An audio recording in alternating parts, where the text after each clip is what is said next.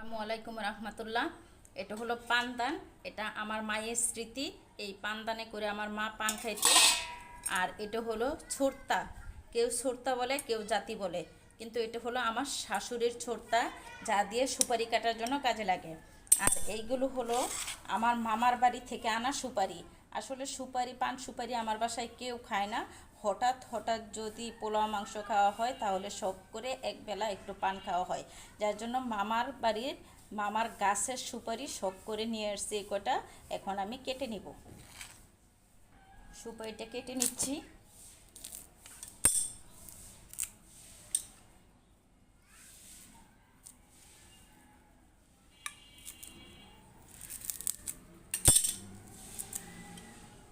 এইভাবে সুপারি কেটে ফালি ফালি করে রাখবো। এই সুপারিগুলি মামার বাড়ির গাছ পাকা সুপারি, যার জন্য এই সুপারিগুলি একটু বেশি শক্ত, কাটতে বেশি শক্ত, যার জন্য শব্দ হয় এবং সময় লাগে। এই যে কেটে নিলাম। এই কৌটার মধ্যে ভরে রাখবো। ছোটোবেলা যখন মামার বাড়িতে যাইতাম তখন এই সাদা অংশটাকে আমরা চিমটি দিয়ে খেয়ে ফেলতাম, বলতাম যে সুপারির খুমা।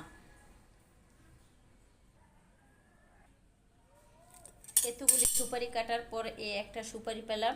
এটাকে আমাদের দিকে বলে করাইল্লা সুপারি, তার মানে নষ্ট, এটা আর খাওয়া যাবে না।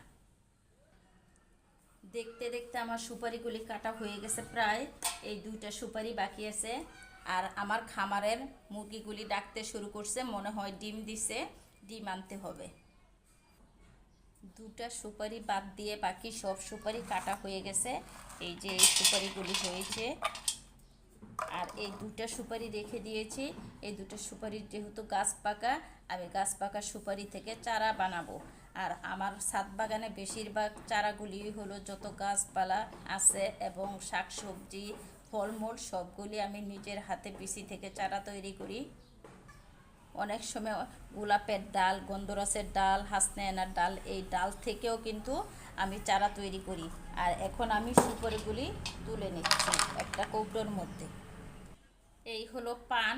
আর পানগুলি যদি আমি পলিথিন কাগজে পেঁচিয়ে রাখি তাহলে পানগুলি সহজে শুকাবে না, অনেক দিন পর্যন্ত তাজা এবং সতেজ থাকবে।